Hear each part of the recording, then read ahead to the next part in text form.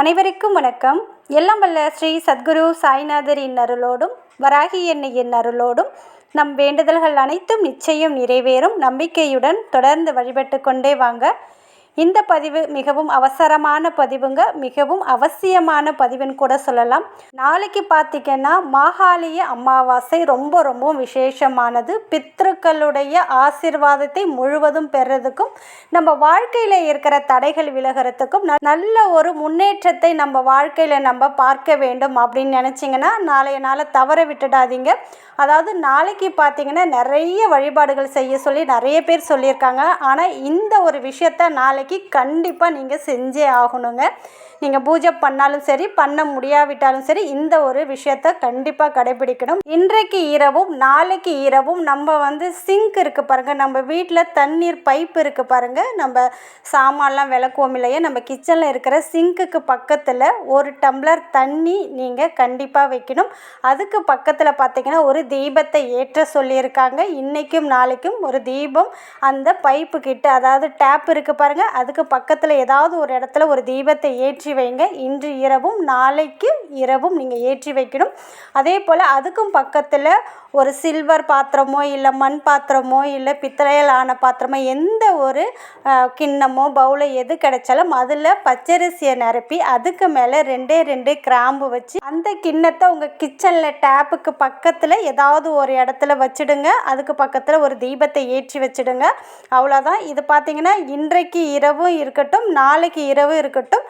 நாளை மறுநாள், அதாவது அமாவாசைக்கு மறுநாள் அந்த தண்ணீரை நீங்கள் வெளியில் ஏதாவது செடிகளில் ஊற்றிடலாம். அந்த பச்சரிசியும் அந்த கிராம்பு அது மேலே வச்சுருக்க கற்பூரத்தை உங்கள் வீட்டு வாசலுக்கு வெளியில் போய் வச்சு அதை ஏற்றிடுங்க. அது எரியிற வரைக்கும் எரியட்டும். எரிஞ்சு முடித்ததுக்கப்புறம் அந்த பச்சரிசியை ஏதாவது மரத்துக்கு கீழே கால்படாத இடத்துல கொட்டிட்டு வந்துடுங்க. அங்கே இருக்கிற காக்கா, குருவி, எறும்புகள் அதை சாப்பிடும். அதனால் நமக்கு நல்ல ஒரு பித்தர்களுடைய ஆசீர்வாதம் கிடைக்குங்க. இதை கண்டிப்பாக பண்ணுங்கள். அதே போல் பார்த்திங்கன்னா நாளை இரவு 12 மணிக்குள்ளே ஒரு ஒயிட் கலர் பேப்பரில் பிளாக் கலர் பெண்ணால் என்ன பண்ணுறீங்கன்னா ஒரு ட்ரீ வரையணும். அதாவது ஒரு மரம் போல் வரைஞ்சி உங்களுடைய முன்னோர்களுடைய, நம்மளுடைய மூதாதையர்களுடைய பெயர், அதாவது நம்மளுடைய முன்னோர்களுடைய பெயர், நம்ம தாத்தா பாட்டி, நம்ம அப்பாவோட அப்பாவாக இருக்கலாம், அம்மாவாக இருக்கலாம், உங்கள் குடும்பத்தில் யார் யாரெல்லாம் இறந்திருக்காங்களோ நம்மளுடைய முன்னோர்களுடைய பேர் உங்களுக்கு எவ்வளோ பேர் உங்களுக்கு ஞாபகம் இருக்கோ அந்த பேரெல்லாம் பிளாக் கலர் பெண்ணால்,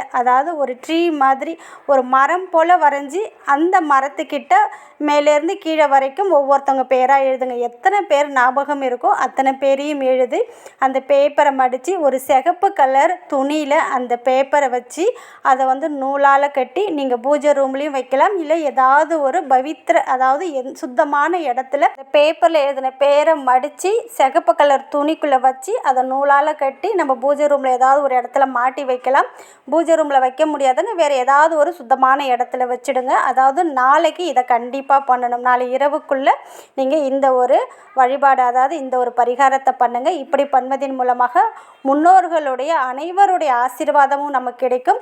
அதே போல் பார்த்திங்கன்னா வாழ்க்கையில் இருக்கிற தடைகள் அனைத்தும் விலகும். இந்த ஒரு பேரை எழுதி நீங்கள் அந்த சிகப்பு கலர் துணியில் கட்டுறீங்க இல்லையா, அந்த மூட்டையை உங்கள் கையில் வச்சுட்டு, நாங்கள் இது வரைக்கும் ஏதாவது தவறு பண்ணியிருந்தால், என் குடும்பத்தில் இருக்கிறவங்க ஏதாவது தவறு பண்ணியிருந்தால் அந்த தவறை மன்னித்து எங்கள் வாழ்க்கையில் இருக்கிற பிரச்சனைகள் முழுவதும் நீக்கி, தடைகளை நீக்கி நல்ல ஒரு முன்னேற்றத்தை எங்கள் குடும்பத்தில் கொடுங்க, எங்கள் வாழ்க்கையில் நிம்மதி மகிழ்ச்சியை ஏற்படுத்தி கொடுங்க, அதே போல் நல்ல ஒரு செல்வ செழிப்போடு எங்களை வாழ வைங்க அப்படின்னு மனதார பிரார்த்தனை பண்ணிவிட்டு அந்த மூட்டையை பூஜை ரூமில் வச்சுடுங்க. அமாவாசை இரவு முழுவதும் அது அங்கேயே இருக்கட்டும்.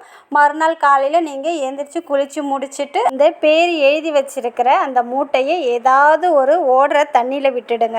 அதை விட்டுடுங்க, அவ்வளோதான். வேறு எதுவும் பண்ண வேணாம். சப்போஸ் அமாவாசைக்கு மறுநாள் உங்களுக்கு வெளியில் போகிற சூழ்நிலை இல்லைன்னா எப்போ போகிறீங்களோ அப்போ இதை ஓடுற தண்ணியில் தான் விடணும். இதை நீங்கள் ஒரு முறை முயற்சி செஞ்சு பாருங்கள். நிச்சயம் கனவிலும் எதிர்பார்க்காத மாற்றத்தை கண்டிப்பாக நம்மளுடைய முன்னோர்கள் நமக்கு ஏற்படுத்தி தருவாங்க. நம்பிக்கையோட சிரத்தையோட அவங்க மேலே நன்றி விசுவாசத்தோடு இதை நீங்கள் செஞ்சு பாருங்கள். கண்டிப்பாக நம்ம கேட்டதை நம்மளுடைய முன்னோர்கள் நமக்கு கொடுப்பாங்க. நம்ம வாழ்க்கையில் இனி நல்லது மட்டுமே நடக்க ஆரம்பிக்கும். அதனால் இதை ஒரு முறை செஞ்சு பாருங்கள். நிச்சயம் நல்ல பலனை கொடுத்தே தீரும். நல்லதே நடக்கும். நன்றி.